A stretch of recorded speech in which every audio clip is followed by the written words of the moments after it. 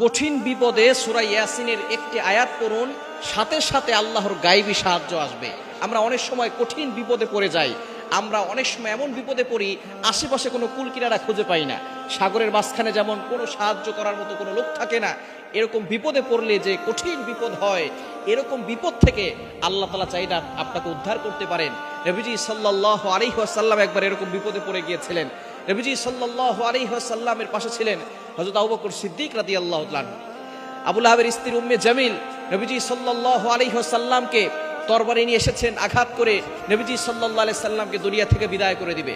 এমন সময় আবু লাহাবের স্ত্রী যখন উম্মে জামিল নবীজি সাল্লাল্লাহু আলাইহি সাল্লামের কাছাকাছি এসেছেন, আসার পরে আরো দলবল নিয়ে এসেছে, নবী সাল্লাল্লাহু আলাইহি সাল্লামকে আঘাত করবে, তরবারি নিয়ে এসেছে। নবীজি সাল্লাল্লাহু আলাইহি সাল্লাম আবু বকর সিদ্দিক রাদিয়াল্লাহু তাআলা আনহুর পাশে দাঁড়িয়ে আছে। আবু বকর সিদ্দিক রাদিয়াল্লাহু তাআলা আনহুকে এসে আবু লাহাবের স্ত্রী উম্মে জামিল বলতেছে যে তোমাদের নবী মুহাম্মদ কোথায়? অথচ নবীজি সাল্লাল্লাহু আলাইহি সাল্লাম কিন্তু তখনও আবু বকর সিদ্দিক রাদিয়াল্লাহু তাআলা আনহুর পাশেই দাঁড়িয়ে আছেন। আবু বকর সিদ্দিক রাদিয়াল্লাহু তাআলা আনহু খুবই বিচক্ষণ সাহাবী ছিলেন। তিনি মনে মনে চিন্তা করতেছেন, আমি তো নবীজিকে দেখতেছি, কিন্তু আবু লাহাবের স্ত্রী, নবীর দুশমন আবু লাহাবের স্ত্রী, সে তো আর আমার নবীকে দেখে না। সুতরাং মনে হয় এখানে আল্লাহ পাক রব্বুল আলামিন কোনো পর্দা দিয়ে রেখেছেন নবীজি সাল্লাল্লাহু আলাইহি ওয়াসাল্লামকে বাঁচানোর জন্য। সাথে সাথে আবু বকর সিদ্দিক রাদিয়াল্লাহু তাআলা আনহু বিচক্ষণতার সাথে বললেন আবু লাহাবের স্ত্রী উম্মে জামিলকে, নবীজি সাল্লাল্লাহু আলাইহি সাল্লাম কোথায় আছে তুমি বের করে নাও, তুমি খুঁজে নাও মুহাম্মদ সাল্লাল্লাহু আলাইহি সাল্লাম কোথায় আছে। আবু লাহাবের স্ত্রী অনেক খোঁজাখুঁজি করলো, কিন্তু কোথাও পেল না। কিন্তু সেখানে নবীজি সাল্লাল্লাহু আলাইহি সাল্লাম ছিলেন। আল্লাহ পাক রব্বুল আলামিন দুশমনের চোখের সামনে পর্দা ঢেলে দিয়েছেন, যার কারণে দুশমন আবু লাহাবের স্ত্রী উম্মে জামিল নবীজি সাল্লাল্লাহু আলাইহি ওয়াসাল্লামকে খুঁজে পান নাই এবং তাকে আঘাত করতে পারে নাই। আবু লাহাবের স্ত্রী উম্মে জামিল তিনি যখন চলে গেল, এমন সময় আবু বকর সিদ্দিক রাদিয়াল্লাহু তাআলা আনহু বললেন, নবীজির কাছে বললেন, ইয়া রাসূলুল্লাহ, ইয়া হাবিবাল্লাহ, এমন কি আমল করেছেন যে আমলের মাধ্যমে আল্লাহ পাক রব্বুল আলামিন আপনার মাঝেও দুশমনের মাঝে পর্দা ঢেলে দিয়েছেন? আমি আপনাকে দেখতে পাচ্ছি কিন্তু দুশমন আপনাকে দেখতে পারে না, কি এমন আমল করেছেন একটু বলেন। নবীজি সাল্লাল্লাহু আলাইহি ওয়াসাল্লাম বলেছেন, আমি সূরা ইয়াসিনের 9 নম্বর আয়াত পড়েছি, ওয়াজআলনা মিন বাইনি আইদিহিম সাদ্দাও ওয়া মিন খালফিহিম সাদ্দা ফাআগশাইনাহুম ফাহুম লা ইউবসিরুন। ওয়াজআলনা মিন বাইনি আইদিহিম সাদ্দা ওয়া মিন খালফিহিম সাদ্দা ফাআগশাইনাহুম ফাহুম লা ইউবসিরুন। এই দোয়াটা পবিত্র কোরআনুল কারীমের 22 নম্বর পারার 19 নম্বর পৃষ্ঠার 14-15 নম্বর লাইন, সূরা ইয়াসিনের 9 নম্বর আয়াত।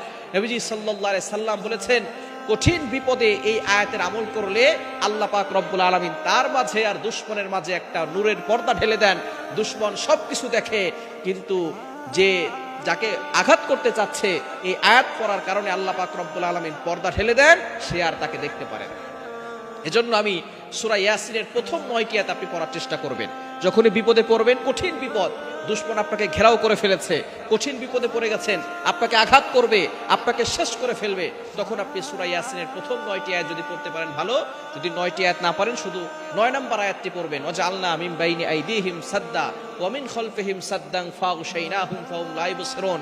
দেখবেন আল্লাহর পক্ষ থেকে ইয়াকিনের সাথে আমল করলে অবশ্যই আল্লাহ তাআলা আপনাকে বিপদ আপদ থেকে হেফাজত করবেন। আল্লাহ তাআলা নূরের পর্দা ঢেলে দিয়ে আপনাকে গায়বী ভাবে সাহায্য করতে পারেন।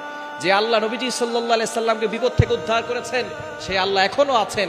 যে আল্লাহ ইব্রাহিম আলাইহিস সালামকে আগুন থেকে মুক্তি দিয়েছিলেন, যে আল্লাহ মূসা আলাইহিস সালামকে পানি থেকে মুক্তি দিয়েছিলেন, যে আল্লাহ ইউনূস আলাইহিস সালামকে মাছের পেট থেকে মুক্তি দিয়েছিলেন, সেই আল্লাহ এখনো আছে।